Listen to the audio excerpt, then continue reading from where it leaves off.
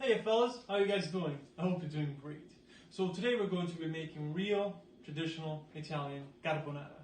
We're starting off with this recipe because I've seen a lot of chefs and a lot of people doing it incorrectly on the internet. Now I have to say, I'm not a chef. I have, however, graduated from culinary school and I have been cooking since I was 8 years old, so I know my way around the kitchen. I'm going to show you how to make two types of carbonara that can be defined as Italian carbonara. Now, the ingredients are guanciale. It's important that it's guanciale, not bacon or pancetta, guanciale. Eggs. We're going to be using 1 egg per 100 grams of pasta. Pasta, obviously. Now, you can use any type of pasta you want, but the most indicated are rigatoni and spaghetti. Black pepper, salt, and cheese.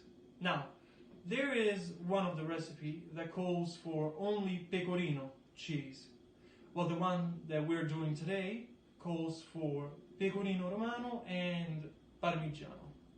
For this one, you're going to be using 3/4 of pecorino and 1/4 of parmigiano.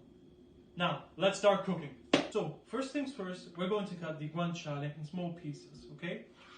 Now, as I said before, it's very important that it's guanciale because this meat, as you can see, is very fatty and very, very tasty. Because of its fatness, we're not going to be using additional fats to cook it. I feel like I'm saying fat a lot. Anyway, we're going to let it cook in its own fat. Now, you guys probably don't know this, but I have a superpower. You guys don't believe me? You should. I'm super quick, and I'm going to show you in just a moment. I'm going to cut all these in front of your very eyes. So, you guys see? You guys didn't believe me, did you? But here's your proof. I'm super quick. Now, jokes aside, you have to try and cut them all in the same sizes so they cook evenly, okay? Now, let's start cooking these bad boys.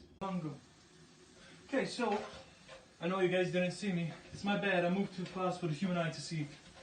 So, we put this in a cold pan and we're letting the heat melt the fat.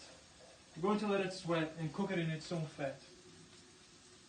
Now, I don't know if you guys can hear this, but the pan has already started to sing. Can you hear it?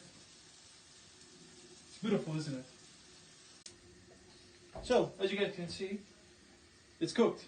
Now, the sound is just beautiful, isn't it? So, to make it nice and crunchy, we're going to drain it from the fat and we're going to put it in a container. This is going to make it nice and crunchy.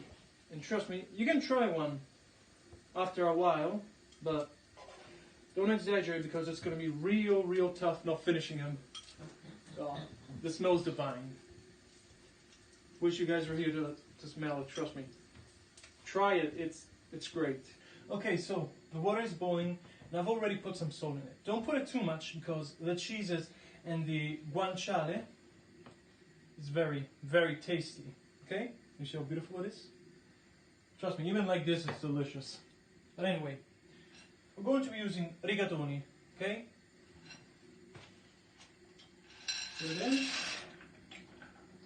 Let it cook for 9 minutes.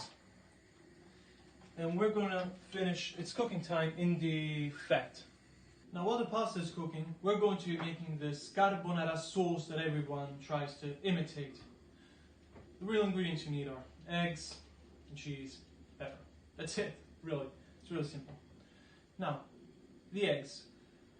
The recipe I was talking about before, the other traditional recipe, only requires the yolks. So 2 yolks per person, okay? The one we're doing today requires 1 egg per 100 grams of pasta. We're going to be putting the cheese in this and we're going to be beating it, okay?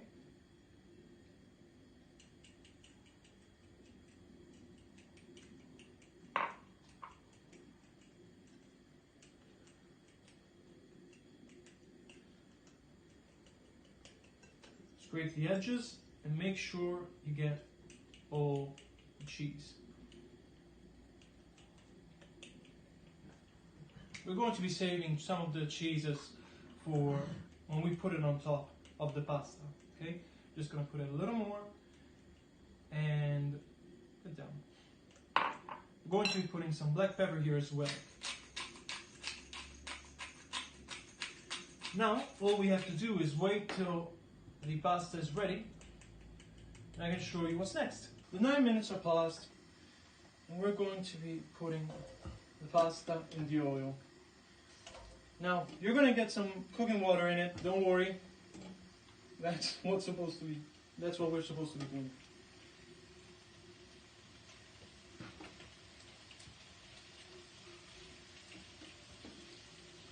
Now, as you guys will see soon, the pasta is going to change color because of the fat.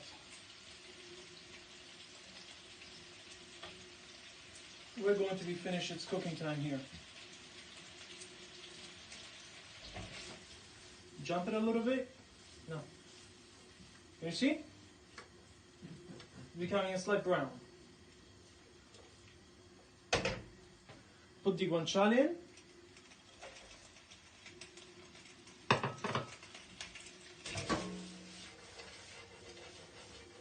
And wait till it finishes cooking. So, about a minute. Or even 30 seconds. So that the pasta stays al dente. Now that the pasta is finished cooking with the fat, we're going to be putting the eggs here. Raw eggs. Now it's important that it's like this. The heat of the pasta will sterilize it, and there won't be any risks of getting salmonella or anything like that. You guys see the sauce? Let's do it my way. There we go. Now, you have to turn off the heat, otherwise you're going to make a frittata, which is delicious, but it's not how it's supposed to be eaten. Now, let's plate. So now let's plate this beauty. Here we go.